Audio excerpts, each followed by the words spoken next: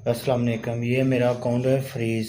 आप सबसे रिक्वेस्ट है, जितना हो सकता है मेरी वीडियो को शेयर करें और सब्सक्राइब करें, क्योंकि मेरा तकरीबन 1600-1700 घंटा हो गया है और 5000 कुछ सब्सक्राइबर भी हैं। अब व्यूज़ वगैरह कुछ भी नहीं आ रहा।